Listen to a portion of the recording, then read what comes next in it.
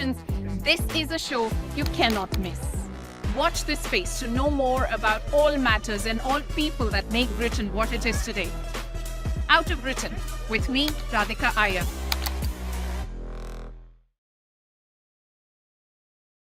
You've been nominated several times for the Grammys, but what it's been like the last 25 years? Because, music is also a fairly competitive field. It's, of course, the search to find your identity is there. You want to do that.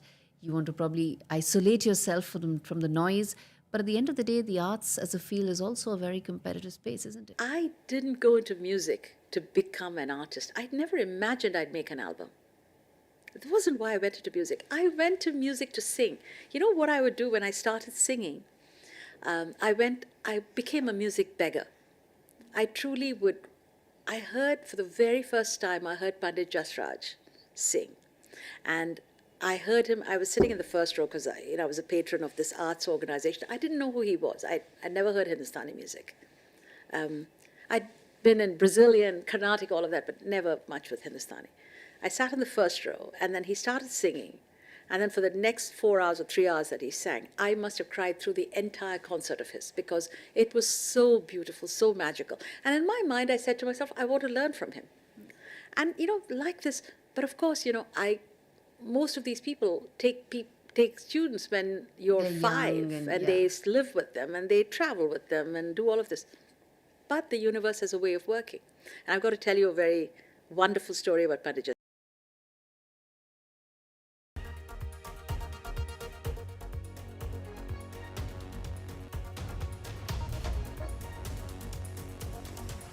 You are watching The World 24/7 on the NDTV network.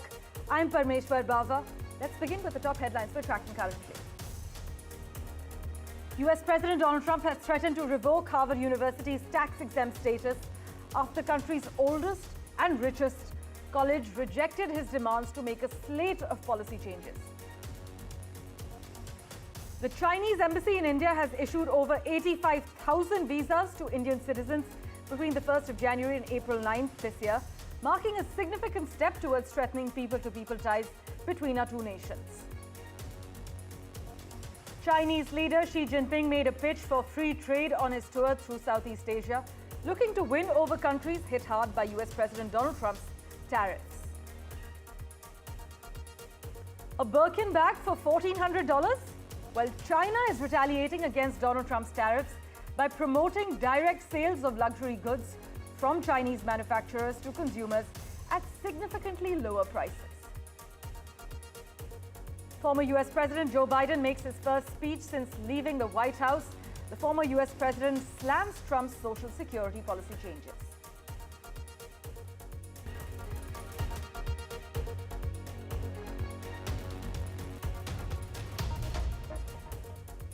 Our big focus. US President Donald Trump threatened to eliminate Harvard University's tax-exempt status following the Ivy League school's refusal to implement policy changes demanded by Trump's administration. So basically, all major colleges and universities are actually tax-exempt organizations, and the US government revoking that status over policy disagreements would be unprecedented.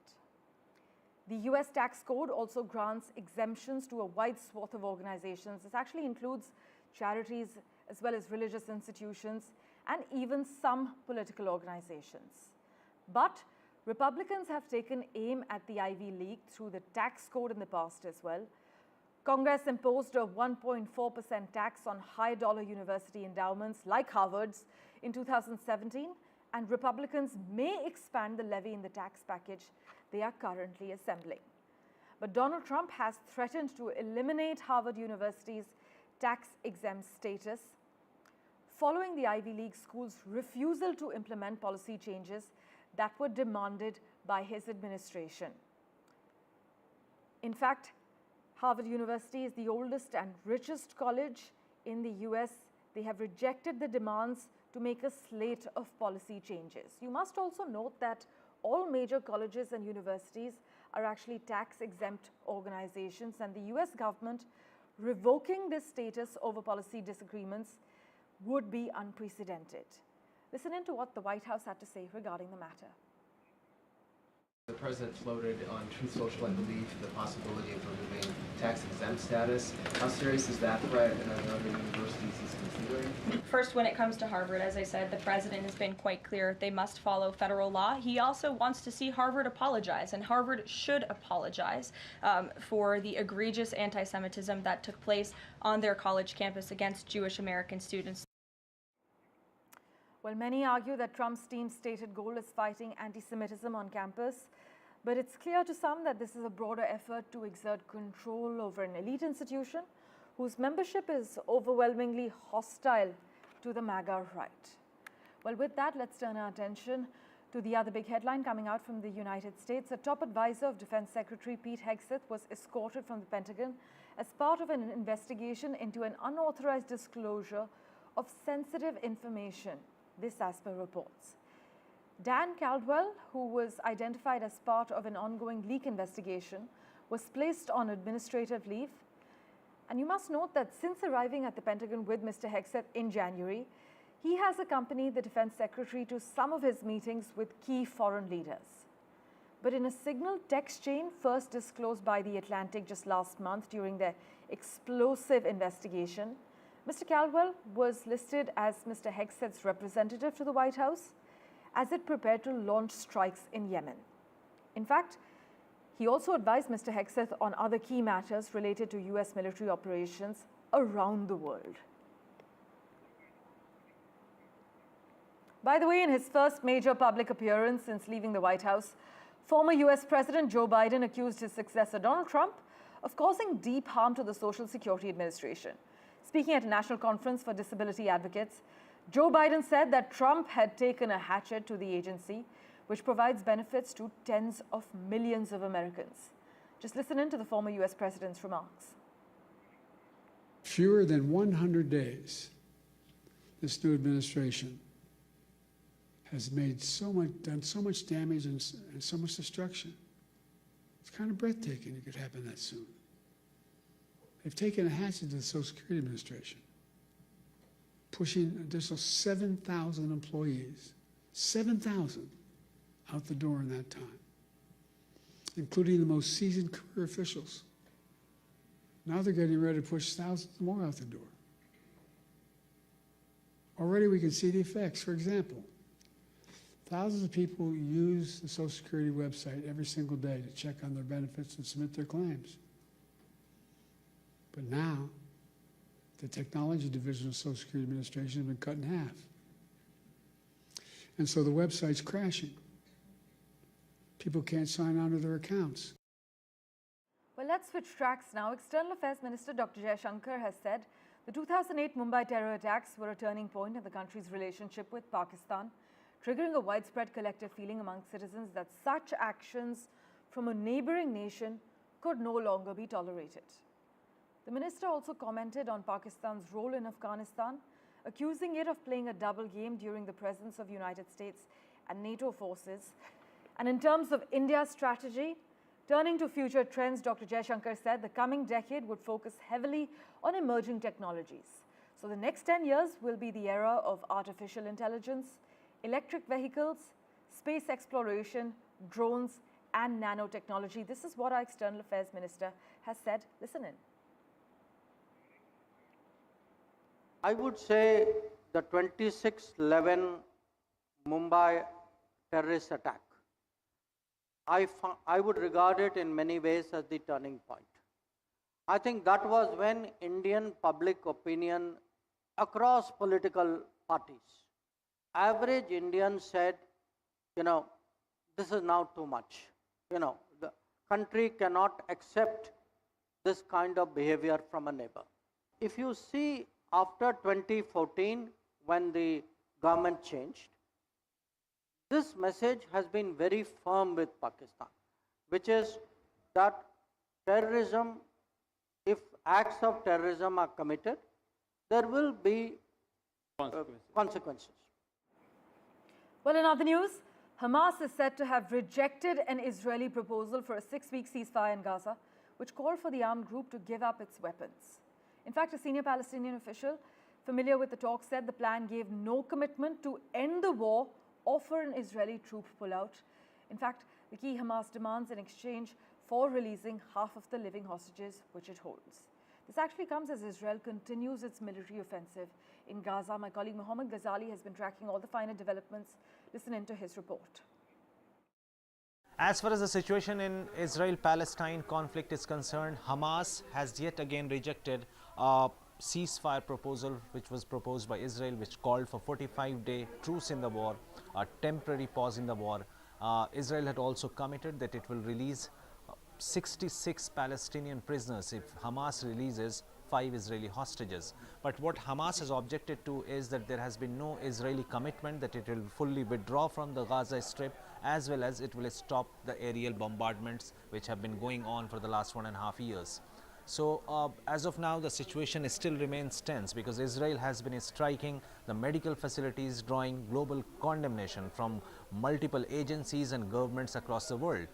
Israel continues with its aerial strikes, saying that we are only targeting the Hamas hideouts, calling that we are using precision bombs to do that, but the civilian casualty has been very high since Israel broke the ceasefire in Feb earlier this year. So we'll have to see that whether all this which is happening in Middle East right now, especially between Israel and Hamas, whether the external powers and external stakeholders, the peacemakers like Qatar, Egypt, United States, whether they will be able to achieve a ceasefire in coming days.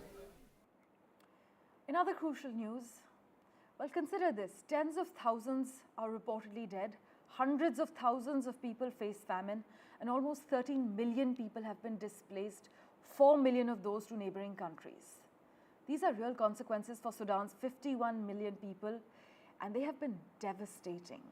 Sudan is suffering from the largest humanitarian crisis globally, and its civilians are continuing to pay the price for inaction by the international community, inaction on the UN's front and the NGOs as well, as they try hard to kind of help more than 30 million people who are in need of humanitarian assistance, that this, as the country's civil war enters its 3rd year. For further clarity on the prevailing conditions in Sudan, we have with us at the moment Holly McKay.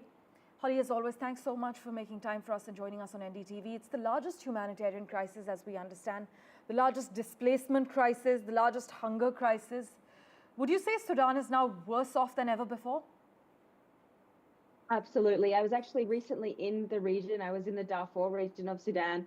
And of all my years of covering wars around the world, this is probably the worst situation that I have ever seen in terms of the poverty that people have to live in, the devastation, the lack of resources, the lack of food, the lack of basic sanitation.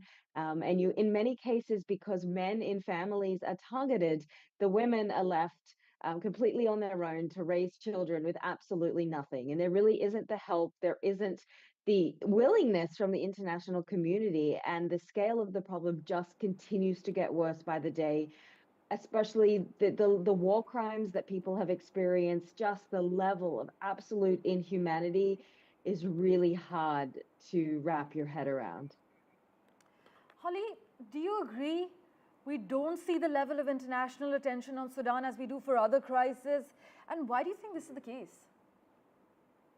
Unfortunately, I think that is the case with Africa at large. I think that so many atrocities have happened there, whether that's just apathy, turning away. I know living here in Washington, D.C., there's a huge focus on what's happening in the Middle East and Ukraine, but what is happening in Africa, in Sudan, in Congo is absolutely worthy of attention, and it simply does not get it. And that is one of the very frustrating aspects of the work that I do, is because you bear witness to these things and the importance of telling these stories, and it just doesn't get the attention that it absolutely deserves. And I really think in cases like these, the US has not only mechanisms to support the humanitarian aspect, but to put pressure on countries that are sending weapons to these militia groups. And that is how the first step in stopping some of these atrocities. Well, Holly, as always, thanks so much for joining us. With what the situation is like on ground zero, we will, of course, revert to you for regular updates regarding the humanitarian crisis in Sudan.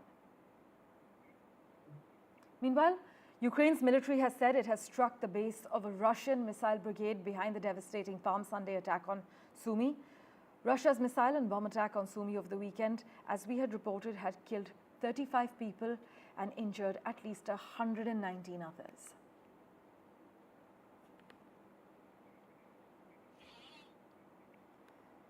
Meanwhile, in a surprising twist in the ongoing US-China trade war, Chinese factories have found a new way to reach American consumers: TikTok.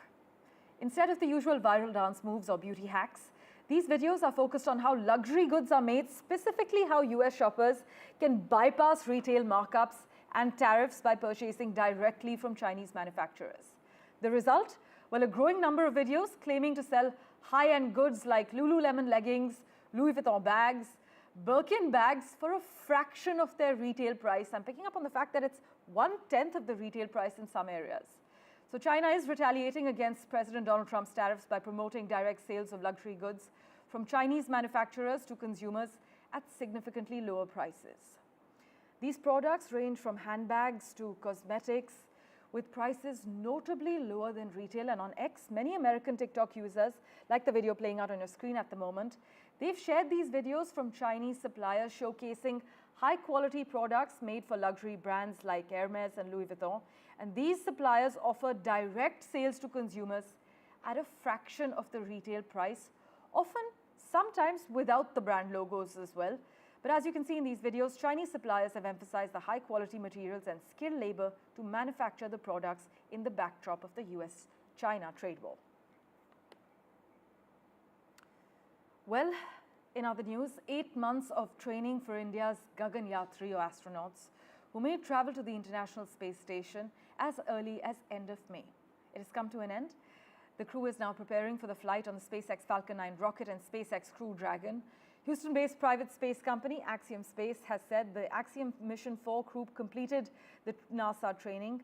My colleague Pallav Bagla has all the details for you. If all goes well, in the next few weeks, one of India's astronaut designates will head to the International Space Station on a SpaceX Falcon 9 rocket and the Crew Dragon. India has hired a seat on the SpaceX Crew Dragon on the Axiom 4 mission being piloted by astronaut designate Group Captain Subhanshu Shukla. Axiom Space is a private space endeavor based in Houston, and they have announced that the training for the astronauts is now over, and now they are waiting for the green signal to take the flight to the International Space Station. India has sent 2 astronaut designates, Group Captain Subhanshu Shukla and Group Captain Balakrishnan Nair, for this mission. India is spending close to $60 to $70 million for this single seat on the Axiom 4 mission. The astronauts will perform 7 Indian experiments at the International Space Station on this fortnight-long mission.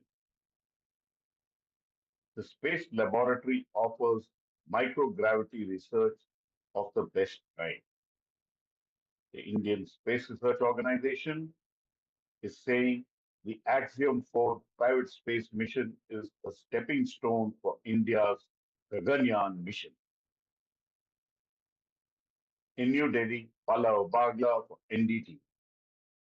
Meanwhile, medical experts have now officially recognized a lesser-known diabetes known as type 5 diabetes. There are an estimated 20 to 25 million people worldwide, mainly in Asia and Africa, afflicted by this form of the disease. Well, not all forms of diabetes are caused by sugar. Some are caused by hunger, and now, after decades in the shadows, a deadly but little-known form of the disease has finally been recognized. The International Diabetes Foundation has officially named it. It's called type 5 diabetes, also known as malnutrition-related diabetes. This isn't your usual type 1 or type 2. It's not caused by obesity. It's not triggered by lifestyle choices. Type 5 diabetes hits the most vulnerable. They're malnourished teenagers and young adults, especially in low and middle income countries like India. An estimated 2 to 2.5 crore people worldwide could be living with this condition, most of them in Asia and Africa. Many don't even know that they have it, and those who do often don't survive beyond a year after diagnosis. So why exactly is it so dangerous? Well, experts say that it defies what we think we know about diabetes. These young patients don't respond to insulin, the usual go-to treatment. In fact, insulin can sometimes make their condition worse. Doctors have been puzzled for years, and for years, this form of diabetes had no clear classification, no global recognition, and no focused research. In a sense, it was invisible.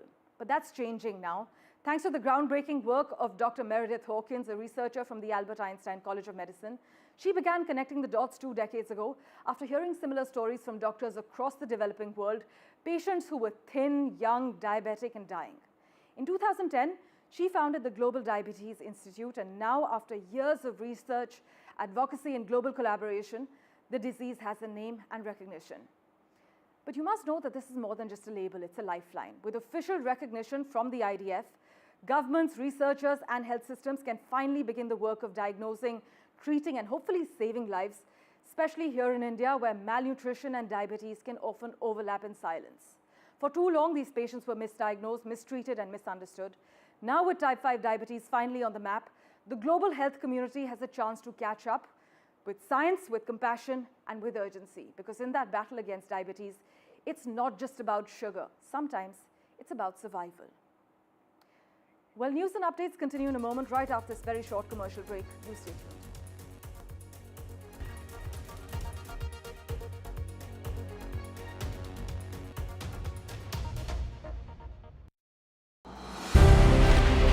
From energy grids to tech breakthroughs to defense cooperation, Prime Minister Modi's 4th visit to Sri Lanka is set to be the most consequential, one that will elevate and reshape the India-Sri Lanka ties from here on. And watch that unmatched, non-stop ground coverage on NDTV World with me, Gauri Dwivedi, right here from Colombo. In today's interconnected world, India's voice is more crucial than ever. When India speaks, the world listens. At NDTV World, we are that voice, bringing you intelligent and insightful news from India and beyond.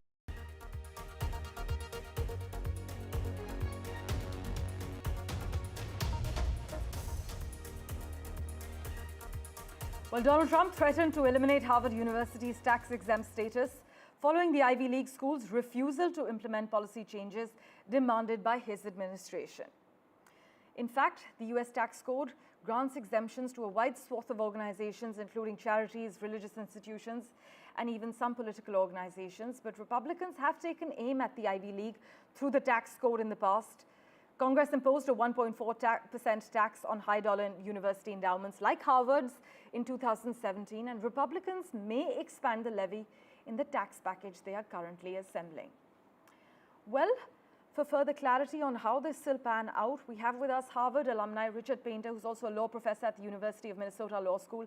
Thank you so much, Mr. Painter, for making time for us. Many argue that Trump's team's stated goal is fighting anti-Semitism on campus. But some say it's clear that this is a broader effort to exert control over an elite institution whose membership is overwhelmingly hostile to the MAGA right. What's your take, Mr. Painter? Well, first of all, if the president wants to propose legislation to Congress to increase taxes on endowments of wealthy universities, he could do that, and Congress could try to pass a bill. But that would focus on the endowments of all wealthy universities, and he couldn't single out Harvard. You can't single out a single nonprofit that you don't happen to like. There are plenty of very conservative nonprofit organizations which also have tax-exempt status. But certainly you can pass bills that would increase the taxation on very large endowments. You could increase the taxation on very large foundations. But you certainly couldn't single out the conservative or the liberal foundations for separate tax treatment. That would be unconstitutional under the First Amendment of the Constitution. What's going on right now is the president is threatening to withhold funds for medical research and various other contracts that Harvard and other universities have, because those universities have had difficulty dealing with their anti-Semitism issues. This is really a hardball tactic of the Trump administration. Everybody's recognized there are anti-Semitism issues that do need to be addressed on college campuses, Right. but the issues exist across the United States and around the world, and to single out particular universities for vindictive treatment is not the way to go about doing that. And also, Harvard has some contractual rights to a number of these grants, depending on the circumstances. They're, of course, going to go into court and sue for their contractual rights to Right. what the government has agreed to. Well, let's see how this plays out, Mr. Painter. Thank you so much for joining us. We will, of course, keep in touch with you for regular updates. Thank you very much. In staying with updates from the US, 4 people have been injured in a shooting at Wilmer Hutchins High School in Dallas. Authorities say 3 of the victims, aged between 15 and 18, were shot but are expected to recover. A student suspect has been identified but remains at large as we speak, and the school was quickly secured and students were reunited with families at a nearby stadium. But this marks the second shooting at the same school in just over a year.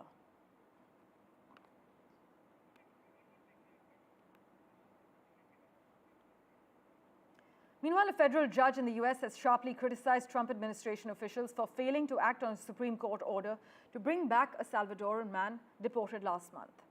29-year-old Kilmer Garcia was sent to a mega prison in El Salvador despite legal protections that should have kept him in the United States. While the Supreme Court said the US must facilitate his return, the Department of Homeland Security now says he would be detained if he tries to re-enter. The Trump team defends the deportation, citing alleged MS-13 gang ties, which his family has firmly denied. Let's turn our attention now to Singapore. Well, Singapore will head to the polls on the 3rd of May in what will be the first electoral test for its new Prime Minister, Lawrence Wong. This election campaign, which lasts just 9 days, is expected to be dominated by the rising cost of living, housing needs, jobs, and a growing demand for healthcare amid an aging population there. Voters are widely expected to return the ruling People's Action Party to power. In fact, the PAP has won every election since Singapore was granted self-rule by the British in 1959.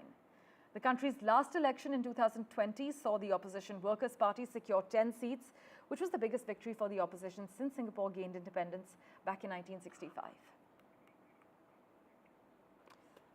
In other news, Carlo Acutis, a British-born Italian boy who built websites to spread his faith, will be proclaimed the Catholic Church's first saint of the millennial generation this month, elevating him to the same level as Mother Teresa.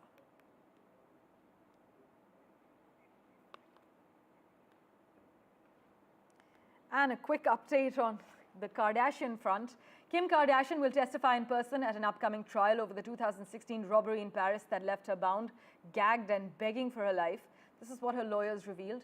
Reports state that Kardashian will take the stand on the 13th of May in a trial that's set to run from the 28th of April to the 23rd of May, according to a provisional schedule. Thank you for investing your time and watching this edition of The World 24/7. As always, we'll keep tracking the latest updates for you. Do stay tuned.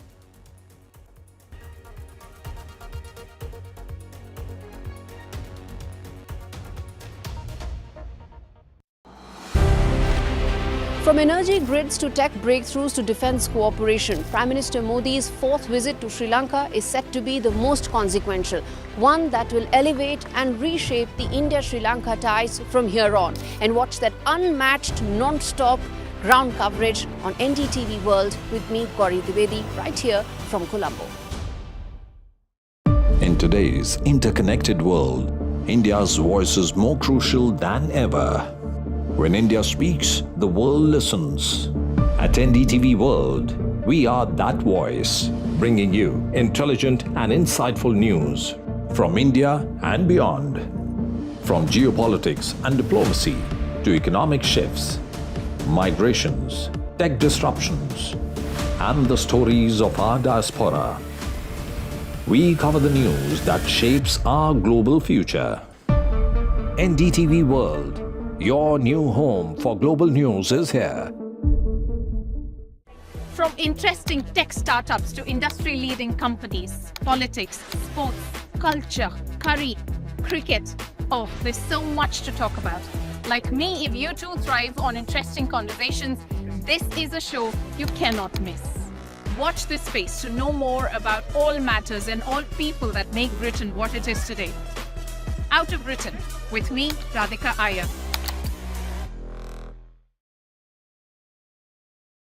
You've been nominated several times for the Grammys, but what it's been like the last 25 years? Because, music is also a fairly competitive field. It's of course, the search to find your identity